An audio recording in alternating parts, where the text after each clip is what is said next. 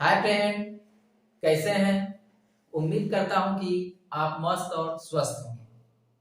आज हम लोग फिर से आपके साथ जुड़ गए हैं एक नए वीडियो के साथ। तो आज हम लोग पढ़ेंगे 12th का रिलेशन। कल पिछले वीडियो में जो हम लोग पढ़े थे रिलेशन, वो हम लोग का 11th का रिलेशन था। तो 11th का रिलेशन को हम लोग को जानना जरूरी था 12th के रिलेशन को समझने के लिए। 11th का जो रिलेशन था एक सेट से दूसरे सेट की ओर था। 11th का जो रिलेशन है क्या है, एक सेट से दूसरे सेट की ओर। वहीं 12th का जो रिलेशन है सेम सेट से सेम सेट की ओर। 12th का रिलेशन सेम सेट से सेम सेट की ओर है। चलिए हम लोग पढ़ेंगे रिलेशन है क्या 12th का। चलिए हेडिंग लगाएंगे, रिलेशन ऑन ए सेट। इसी को हम लोग बाइनरी रिलेशन भी बोलते हैं। इसी को हम लोग बाइनरी रिलेशन कहते हैं। ठीक, 12th के रिलेशन को हम लोग बाइनरी रिलेशन भी कहते हैं। तो देखिए हम लोग लिखते हैं इसका definition. If A be a non empty set then each subset of A cross A is called relation from A to A, that is relation on A। देखिए तो ए मेरा क्या है, एक नॉन एम्प्टी सेट है। ए मेरा क्या है, एक नॉन एम्प्टी सेट है। नॉन एम्प्टी सेट कहने का मतलब हुआ ए में कुछ ना कुछ एलिमेंट है, वो खाली नहीं है। तब ए क्रॉस ए का जितना भी सबसेट होगा वो सारा का सारा रिलेशन होगा ए से ए की ओर, मतलब सेट ए पर। इसको हम लोग सेट ए पर भी बोलेंगे या ए से ए की ओर बोलेंगे। तो चलिए हम लोग एग्जांपल से देखेंगे। देखिए यहाँ एग्जांपल, एक एग्जांपल लेते हैं, सेट ए लेते हैं।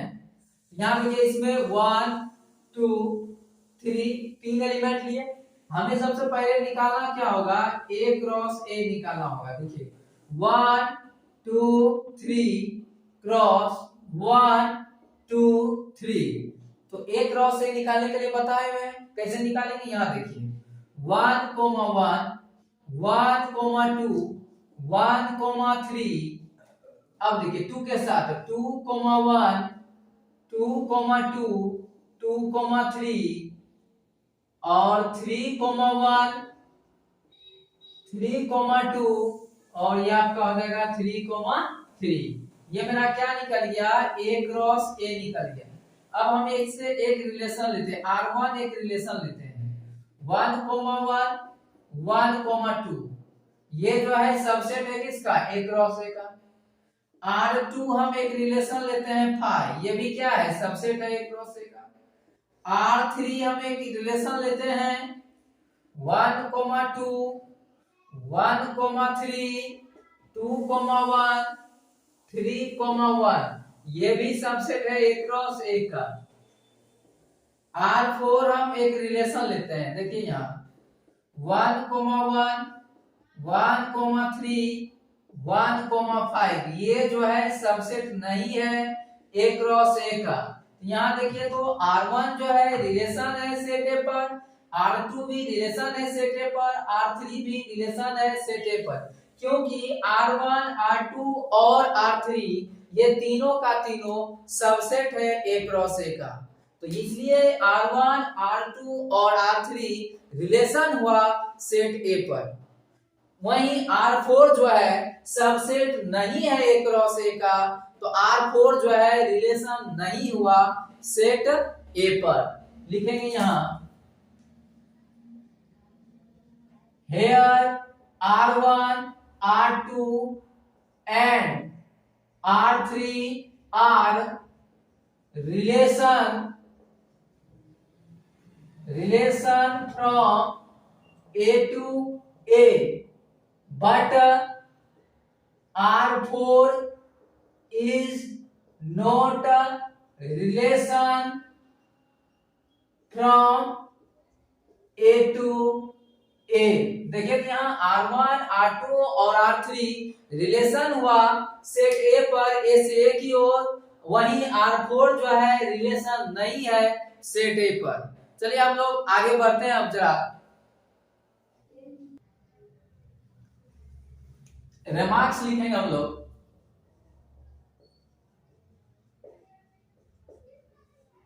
देखिए, if R be a relation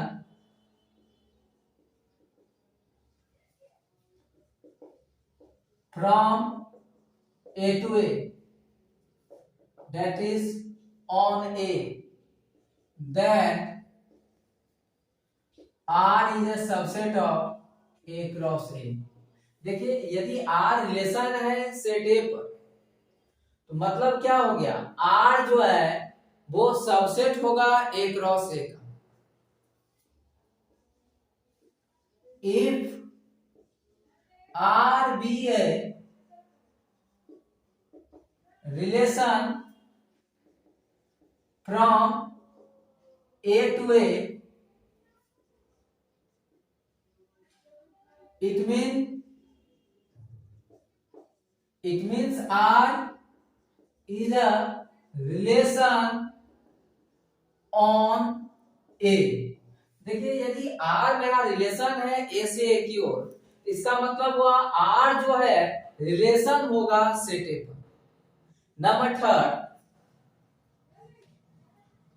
since phi is a subset of A cross A, so phi is a relation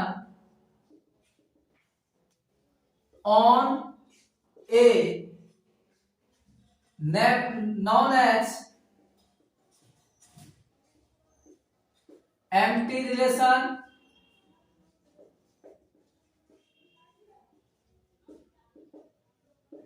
or void relation। Since A cross A is a subset of A cross A, so A cross A is a relation on A known as universal relation। Number 5, if cardinal number of A is equal to M, then cardinal number of A cross A हो जाएगा M square. Total number of subsets of A cross A हो जाएगा 2 की power M square. तो number of relation कितना हो जाएगा, total number of relation on A हो जाएगा 2 की पावर M स्क्वायर। जितना सबसेट होगा उतना रिलेशन होगा। देखिए, तो यहाँ A का जो कार्डिनल नंबर है A M है, और A क्रॉस A का कार्डिनल नंबर क्या हो जाएगा, M इंटू M स्क्वायर हो जाएगा। किसी सेट में अगर n एलिमेंट है तो उसका टोटल नंबर ऑफ सबसेट क्या हो जाएगा, 2 की पावर है। तो A क्रॉस A में टोटल नंबर ऑफ एलिमेंट्स कितना है, M स्क्वायर है। तो total number of subset of A cross A कितना हो जाएगा, 2 की पावर M स्क्वायर होगा। जितना सबसेट होगा उतना रिलेशन होगा। तो total number of relation on A मतलब सेट A पर जो टोटल रिलेशन क्या हो जाएगा, 2 की पावर M स्क्वायर हो जाएगा। चलिए हम लोग अब पढ़ेंगे basic kinds of a relation. Basic kinds of a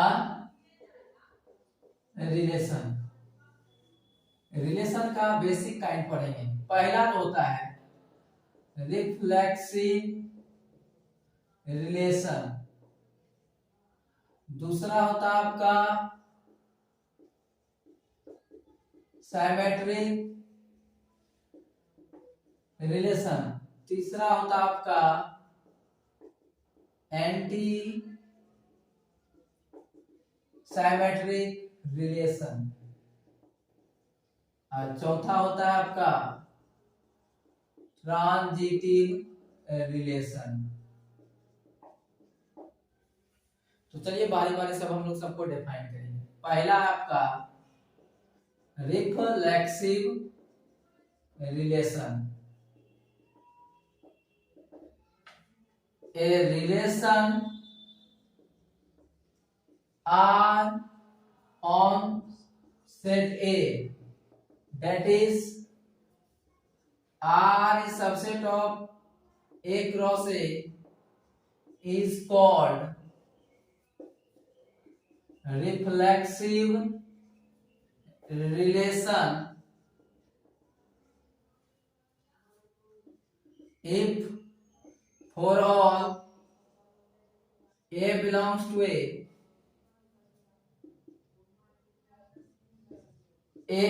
belongs to R। देखिए तो रिफ्लेक्सिव रिलेशन किसको कहेंगे? रिफ्लेक्सिव रिलेशन होता है क्या, रिलेशन R जो है सेट A पर रिफ्लेक्सिव कब होगा, मतलब यहाँ जो इस रिलेशन में जो है जो भी सेट लेंगे उसका सेल्फ पेयर यहाँ मौजूद होना चाहिए। यहाँ देखिए जैसे एग्जांपल देते हैं, आपका सारा कॉन्सेप्ट क्लियर होने वाला है। यहाँ देखिए हम एक सेट A लेते हैं, यहाँ देखिए इसमें 1 2 3 एलिमेंट लिए, यहाँ हमें अब चाहिए क्या, A क्रॉस A चाहिए, तो 1 2 3 क्रॉस 1 2 3। अच्छा देखिए तो यहाँ से A क्रॉस A जो होगा 1 1 1 2 1 3 2 1 2 2 2 3 3 1 3 2 3 3 हो जाएगा। इससे हम एक रिलेशन R1 लेते हैं, तो 1 1 2 2 3 3। यहाँ देखिए तो सेट A का जो भी है सब सेट पेयर यहाँ मौजूद है, 1 1 है 2 2 है और क्या है 3 3 है। तो यहाँ क्या लिखा है, रिलेशन R जो है सेट A पर रिफ्लेक्सिव रिलेशन कहलाएगा for all A of A कहाँ होना चाहिए, R में होना चाहिए, मतलब सेल्फ पेयर जो है इसका सारा मौजूद होना चाहिए। तो ये मेरा क्या होगा, रिफ्लेक्सिव रिलेशन होगा। देखिए तो यहाँ इस सेट में क्या है 1 2 3 है, तो देखिए तो यहाँ 1 1 2 2 3 3 है, तो ये मेरा कौन सा रिलेशन हुआ, रिफ्लेक्सिव रिलेशन हुआ। R2 एक रिलेशन हम लेते हैं 1 1 2 2 3 3 1 2 3 1। तो देखिए ये भी मेरा क्या है, रिफ्लेक्सिव रिलेशन है, क्योंकि इस सेट का जो यहाँ सेल्फ पेयर क्या है मौजूद है, ये मेरा क्या हुआ, रिफ्लेक्सिव रिलेशन हुआ। तो लिखेंगे here R1 and R2 both are reflexive relation। दोनों जो है रिफ्लेक्सिव रिलेशन क्यों हुआ, क्योंकि दोनों रिलेशन में जो है सेल्फ पेयर मौजूद है, इसीलिए ये मेरा क्या हुआ, रिफ्लेक्सिव रिलेशन हुआ। एक बार फिर से देख लीजिए, सेट A में जो मेरा एलिमेंट है क्या है 1 2 3 है, तो R1 में देखिए सेल्फ पेयर सबका मौजूद है, देखिए तो 1 1 है 2 2 है 3 3 है।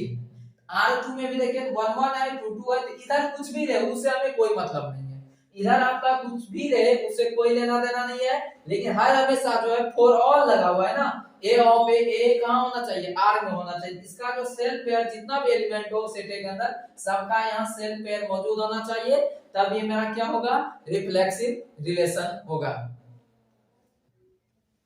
चलिए हम लोग अब दूसरा रिलेशन पढ़ेंगे, हम लोग सिमेट्रिक रिलेशन।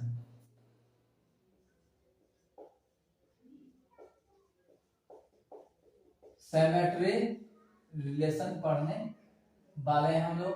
देखिए, A relation R on set A that is R subset A cross A is called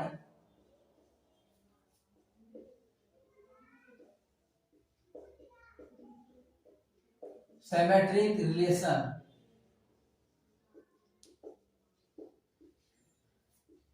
If for AB belongs to A, AB belongs to R implies BA belongs to R. देखिए, तो symmetric relation हम लोग कहेंगे किसको? देखिए, relation R जो है set A पर सिमेट्रिक रिलेशन कब होगा? AB हम कहाँ का लें? सेट A का लें, तो R में अगर AB है तो BA भी कहाँ होना चाहिए? R में होना चाहिए। सेट A का दो एलिमेंट AB लिए हम, AB मतलब क्या? सेट A AB बिलोंग्स का मतलब क्या? A और B कहाँ का है? सेट A का है। तो A और B सेट A का है, तो AB R में है, तो हमें दिखाना क्या होगा? BA भी अगर R में आ गया तो ये मेरा कौन सा रिलेशन होगा? सिमेट्रिक रिलेशन होगा। ठीक, एग्जांपल दे रहे हैं, एग्जांपल से आपका क्लियर होने वाला है। यहाँ देखिए, एग्जांपल में A एक सेट लिए हम 1 2 3 4, तो चलिए हम इसे R एक रिलेशन ले लेते हैं। देखिए, R1 एक रिलेशन लेते हैं।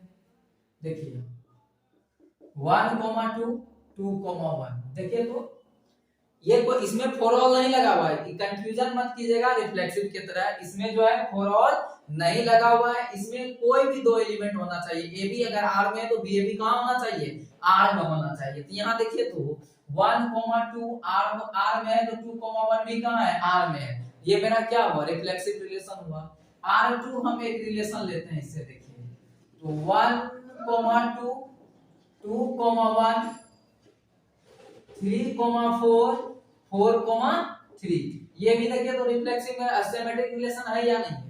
तो देखिए 1 2 है, 2 1 है, 3 4 है, 4 3 है, ये मेरा क्या है? सिमेट्रिक रिलेशन है। R3 हम एक रिलेशन लेते हैं। देखिए यहाँ 1 2 2 1 3 1 1 3 1 4।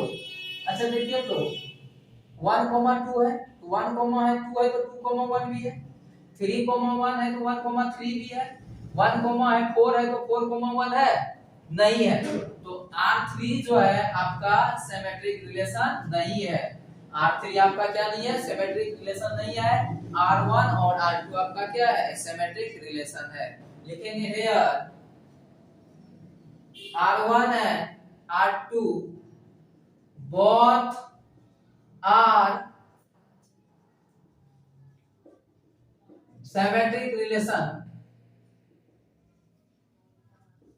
but R3 is not symmetric relation on A।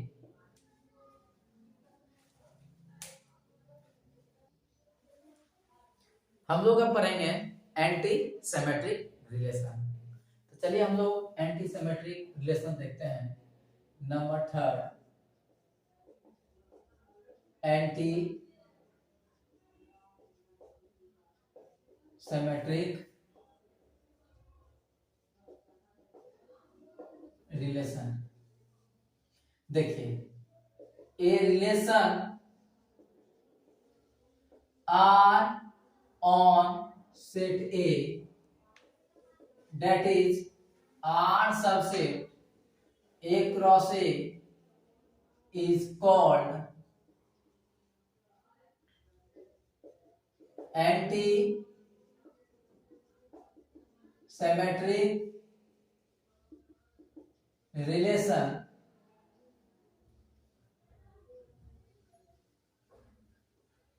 if for AB belongs to A, AB belongs to R, and BA belongs to R implies A बराबर B। देखिए तो रिलेशन R जो है सेट A पर, देखिए यहाँ रिलेशन R जो है सेट A पर एंटी सिमेट्रिक रिलेशन कब कहलाएगा।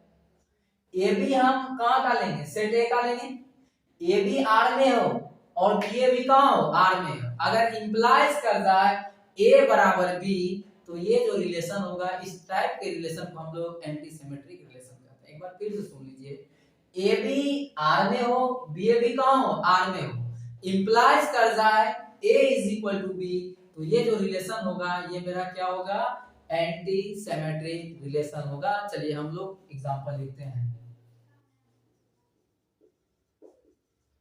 लिखेंगे द रिलेशन लेस देन और equal to on the set of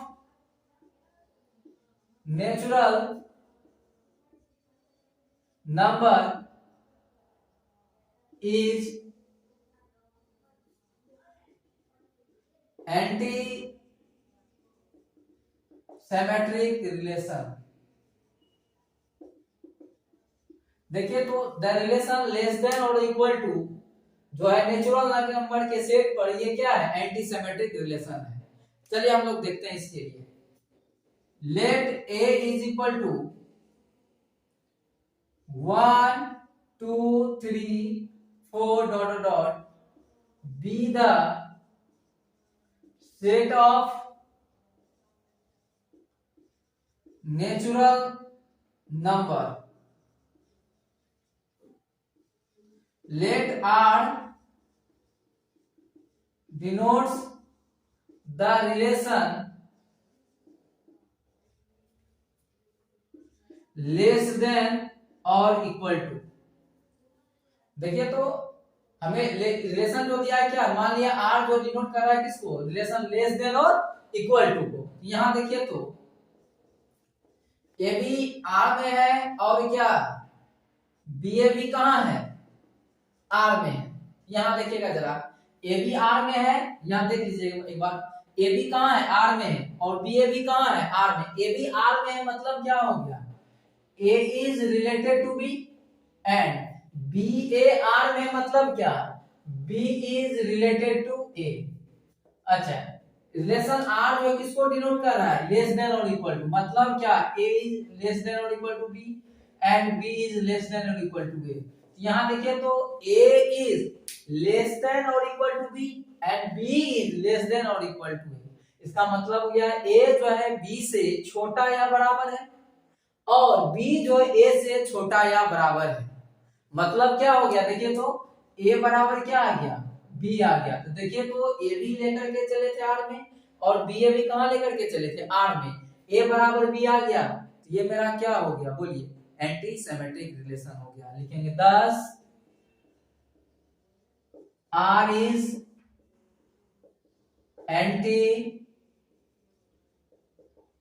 symmetric relation on A।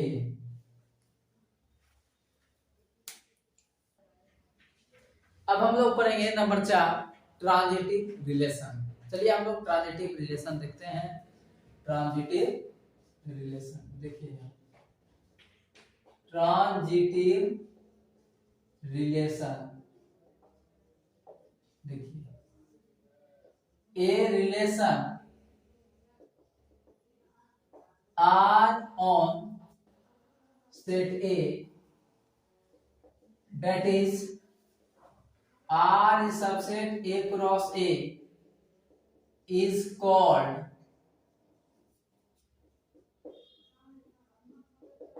transitive relation if for ABC belongs to A,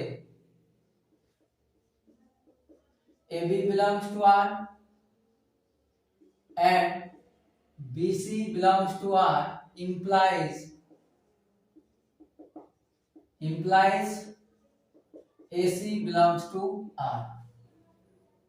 यहां देख लीजिए एक बार ध्यान से, रिलेशन R जो है सेट A पर जो है ट्रांजिटिव रिलेशन कब कहलाएगा? एबीसी कहां के लिए? तीन एबीसी जो तीन एलिमेंट कहां का लिए हम? सेट ए का लिए। देखिए यदि AB R में है और क्या BC भी R में है, AB कहां है? रिलेशन R में है और BC भी कहां है? रिलेशन R में है। अगर इंप्लाइज कर जाए AC भी अगर R में हो जाए तो ये जो रिलेशन होगा मेरा ट्रांजिटिव रिलेशन होगा। ये जो रिलेशन होगा मेरा ट्रांजिटिव रिलेशन होगा। देखिए हम एग्जांपल दे रहे हैं, एग्जांपल से आपका सारा कॉन्सेप्ट क्लियर होने वाला है। यहां देखिए तो ए हम एक सेट लेते हैं 1 2 3 4। आर हम एक रिलेशन लेते हैं 1 1 2 2 3 3 4 4 1 2 2 1 3 4 4 3। तो देखिए तो यहां से आप कुछ भी उठाइए, देखिए 1 1 फिर 1 से कहां शुरू हो रहा है? 1 2। तो देखिए तो ए बी कहां है? यहां देखिए ए बी आपका कहां है? यहां देखिए ए बी कहां है? आर में है और बी सी आर में, तो इंप्लाइज क्या होना चाहिए? ए सी आर में होना चाहिए। इसको आप ए बी कह दीजिए और इसको आप क्या कर दीजिए? बी सी कर दीजिए। देखिए तो ए बी कहां है? आर में, बी सी भी कहां है? आर में। तो अब होना चाहिए क्या? AC R में होना चाहिए, मतलब 1 1 कहां होना चाहिए? R में होना चाहिए। फिर से इसको देखिए तो हम इसको बोल सकते हैं 1 1 कहां है? R में। इसी चीज में बहुत बच्चे को कंफ्यूजन होता है। तो इस देखिए इस सेट के अंदर 1 1 हम 2 बार 3 बार लिख सकते हैं ना, लेकिन सेट का रूल क्या है? किसी भी सेट में रिपीटेशन अलाउड नहीं होता। इन जनरल हम लोग रूल सेंस में सीखते हैं 1 1 कहां है? इस R में रिपीट करके हम लिख सकते हैं। यहां फिर यहां लीजिए, यहां देखिए इस दोनों को सुनिए। अब यहां से देखिए इससे चेक करते हैं ए बी आर में, फिर देखिए 2 से कहां स्टार्ट हो रहा है? यहां से स्टार्ट हो रहा है 2। तो यहां देखिए बी सी कहां है? आर में है। अब होना चाहिए क्या आपका? ए सी आर में होना चाहिए। ए सी ए के जगह क्या लिया है? 2 सी के जगह 1। तो देखिए तो 2 1 है, तो 2 1 इसको दोबारा हम रिपीट करके लिख सकते हैं, ये है। एवं प्रकार से यहाँ आप कोई भी एलिमेंट उठा लीजिए, सबके लिए यहाँ क्या है? मौजूद है। ये मेरा क्या हो जाएगा? ये जो रिलेशन होगा ये मेरा रिलेशन होगा ट्रांजिटिव रिलेशन होगा। एक और देते हैं R1 ये R2। यहाँ से देखिए आपका क्लियर हो जाएगा 1 1 1 2 2 3। अब देखिए तो 1 3। इससे देखिए तो आपको एकदम एक बार में समझ में आ गया होगा। देखिए 1 2 है, 2 3 है और क्या 1 3 है। तो ये मेरा क्या हो गया? ट्रांजिटिव रिलेशन हो गया। यहां से देखिए इसको ऐसे देख लीजिए, ए बी देखिए कहां है? आर में है, बी सी भी आर में है, तो ए सी कहां होना चाहिए? आर में। 1 3 कहां है? आर में। तो मतलब ये मेरा क्या हो गया? ट्रांजिटिव रिलेशन हो गया। चलिए अगला हम रिलेशन पढ़ने वाले हैं, हेडिंग लगाइएगा इक्विवेलेंस रिलेशन।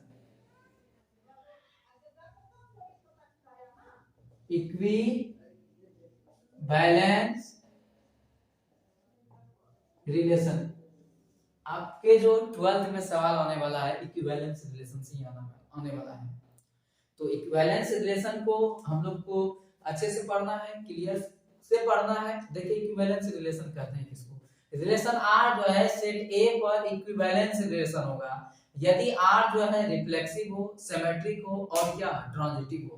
मतलब अगर वो तीनों रिलेशन को रखता हो, तीनों रिलेशन का होल्ड करता हो, तो ये मेरा क्या हो गया? इक्विवेलेंस रिलेशन होगा। फिर से सुन लीजिए, इक्विवेलेंस रिलेशन होने के लिए तीन बात की जरूरत। पहला, रिफ्लेक्सिव रिलेशन होना चाहिए। रिफ्लेक्सिव का मतलब क्या होता है?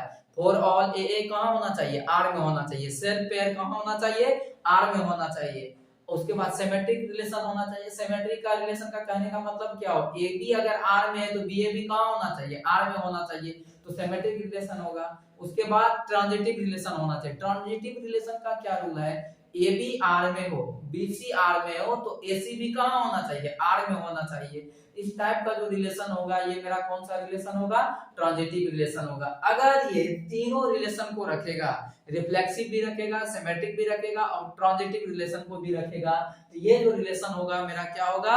इक्विवेलेंस रिलेशन होगा। लिखेंगे any relation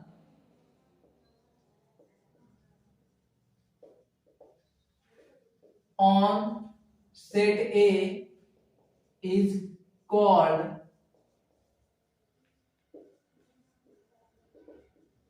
equivalence relation if R is reflexive, symmetric and transitive. मतलब R जो है रिफ्लेक्सिव, सिमेट्रिक और क्या होना चाहिए, ट्रांजिटिव होना चाहिए। चलिए हम आपको एग्जांपल से बताते हैं अभी। चलिए एग्जांपल से दे रहे हैं अभी आपको हम, एग्जांपल से आपका क्लियर होने वाला है। यहाँ देखिए, ए हम एक सेट ले लेते हैं 1 2 3 4। हम R एक रिलेशन लेते हैं, देखिए 1 1 2 2 3 3 4 4 1 2 2 1 3 4 4 3। ये हम क्या किए, एक रिलेशन ले। अच्छा देखिए, तो ये मेरा रिफ्लेक्सिव है कि नहीं है। सेट ए में देखिए क्या है, 1 2 3 4 है। तो रिफ्लेक्स देखिए सब के लिए सेल पेयर मौजूद है कि नहीं है, 1 1 है, 2 2 है, 3 3 है, 4 4 है। मतलब ये रिफ्लेक्सिव रिलेशन है। अब बारी बारी से हम सब के लिए चेक करेंगे ये transitive relation, sorry symmetric relation है या नहीं है। देखिए 1 2 है तो 2 1 है, 3 4 है तो 4 क्या है 3 है। यहीं उठा लीजिए 1 1, फिर इसको बोल सकते हैं ना 1 1। यहाँ देखिए 2 2, फिर से इसको रिपीट करके बोल सकते हैं ना 2 2। 3 3 इसको फिर से रिपीट करके बोल सकते हैं ना 3 3। 4 4 तो इसको हम फिर से रिपीट करके बोल सकते हैं ना 4 4। ये देखिए रिफ्लेक्सिव भी हो गया, सिमेट्रिक भी हो गया। अब ट्रांजिटिव के लिए चेक करते हैं। देखिए तो यहाँ से कोई भी उठा लीजिए, देखिए तो ए बी ए और क्या 1 2, फिर क्या 1 2 दोबारा रिपीट करके लिख सकते हैं। ये मेरा क्या हो गया, ट्रांजिटिव भी रिलेशन हो गया। तो ये जो रिलेशन है रिफ्लेक्सिव भी है, सिमेट्रिक भी है और ट्रांजिटिव है। ये मेरा हो गया। इसलिए ये जो रिलेशन हुआ मेरा, कौन सा रिलेशन हुआ, इक्विवेलेंस रिलेशन हुआ। एक बार फिर से आप सुन लीजिएगा, फिर से हम आपका रिवीजन कर देते हैं इधर जो पढ़ाए हैं। देखिए हम लोग रिफ्लेक्सिव रिलेशन कहते हैं किसको, रिफ्लेक्सिव रिलेशन कहते हैं कोई सेट जो भी दिया हुआ रहेगा रिलेशन R में, उस सेट का जो है सेल पेयर मौजूद होना चाहिए। अगर ABC ले रहे हैं तो AA होना चाहिए R में, BB होना चाहिए और CC भी होना चाहिए। तो ये मेरा रिफ्लेक्सिव रिलेशन होगा। सिमेट्रिक रिलेशन के लिए रूल क्या है, AB अगर R में हो तो BA भी कहां होना चाहिए, R में होना चाहिए। तो ये मेरा सिमेट्रिक रिलेशन होगा। एंटी सिमेट्रिक रिलेशन के लिए क्या है, AB R में हो और BA भी R में हो, अगर इंप्लाइज कर जाए A बराबर B, तो ये मेरा क्या होगा, एंटी सिमेट्रिक रिलेशन होगा। ट्रांजिटिव रिलेशन के लिए क्या था, AB R में हो, BC भी R में हो और इंप्लाइज कर जाए अगर AC भी R में हो, तो ये जो रिलेशन होगा ये मेरा होगा ट्रांजिटिव रिलेशन होगा। अब इक्विवेलेंस रिलेशन का बात आता है। इक्विवेलेंस रिलेशन हम लोग कहते हैं किसको, इक्विवेलेंस रिलेशन को होने के लिए इसके पास 3 रिलेशन का होना बहुत जरूरी है। तीनों में से अगर कोई एक रिलेशन नहीं हुआ तो यह इक्विवेलेंस रिलेशन नहीं होगा। तो क्या है, रिफ्लेक्सिव होना चाहिए, सिमेट्रिक होना चाहिए और ट्रांजिटिव होना चाहिए। अगर ये तीनों रिलेशन के गुण को होल्ड करेगा तब ये मेरा क्या होगा, इक्विवेलेंस रिलेशन होगा। आपके 12th के एग्जाम में बोर्ड में जो आता है, चाहे कोई भी बोर्ड हो, बिहार बोर्ड हो, सीबीएसई बोर्ड हो, आईएससी बोर्ड हो, यूपी बोर्ड हो, झारखंड बोर्ड हो, कोई भी बोर्ड हो, सारे बोर्ड में आपका रिलेशन जो सवाल 5 नंबर का आता है यही आता है, इक्विवेलेंस रिलेशन आता है। तो इक्विवेलेंस रिलेशन को एकदम अच्छे से फोकस करना है। इक्विवेलेंस रिलेशन पर टोटल आपको हम 16-17 एग्जांपल देने वाले हैं। इक्विवेलेंस रिलेशन आपका क्लियर हो जाएगा। उसके बाद जो हम लोग आपका एनसीईआरटी बुक एक तरफ से हम करने वाले हैं, एनसीईआरटी का चैप्टर एक्सरसाइज बाय एक्सरसाइज। तो पहले जो अभी हम बता रहे हैं इस सबको आपको जाकर के घर में क्या करना है, इसको नोट करना है और अच्छे से आपको पढ़ना है। अगर इस चारों रिलेशन पर आप कमांड कर लेते हैं तो आपका जो है रिलेशन एकदम समझिए जोड़ और घटा है, और रिलेशन कुछ है भी नहीं, एकदम जोड़ घटा है और कुछ नहीं है रिलेशन। आप हमसे जुड़े रहिए, आपका 100% हम कोर्स कंप्लीट करके देंगे ऑनलाइन के माध्यम से, कोई फी नहीं लगता है, बस आपको देखना होता है, फ्री में पढ़ना होता है। तो चलिए हम लोग मिलते हैं अब अगले वीडियो में, तब तक के लिए बाय बाय।